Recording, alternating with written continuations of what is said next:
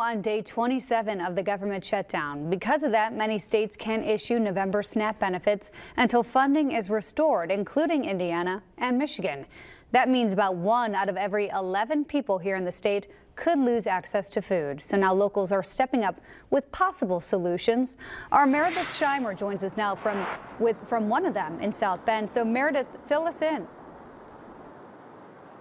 Yeah, Lauren, well, several members of South Bend's Black Lives Matter chapter is calling on the city to hold an emergency meeting. They want to discuss using cash reserve funds from the general fund and rainy day fund to help feed the thousands of SNAP-dependent residents right here in St. Joe County who use food banks like the one behind me. The well has run dry. That's according to the Department of Agriculture, who says right now it doesn't look like SNAP benefits will be issued in November. That means the estimated 20,000 SNAP-dependent residents in South Bend alone won't be able to use their EBT cards come November 1st. Your hardest of the hardest cases are going to suddenly be without access to food completely because they're very reliant on this being able to provide that food source for them.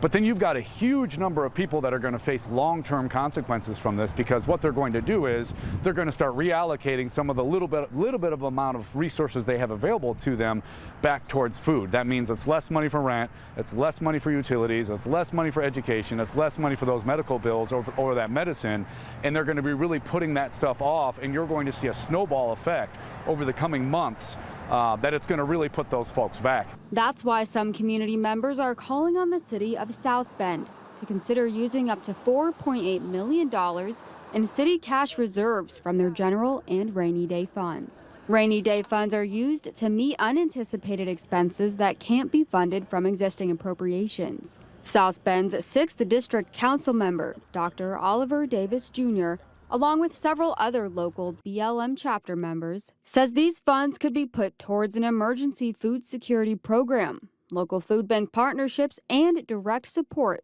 to those who need it most. I don't care if you're Republican or Democrat, black, white, Hispanic, whatever background. When the belly is bipartisan, our food is bipartisan.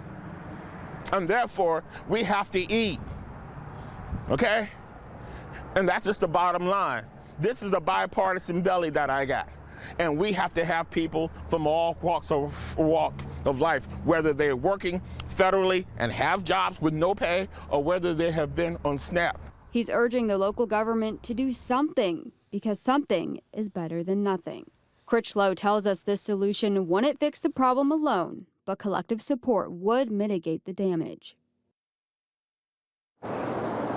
Now, we reached out to the city for their response. In a statement they sent us, they said, in part, the city is always open to fiscally responsible partnerships that advance our shared goals like food security.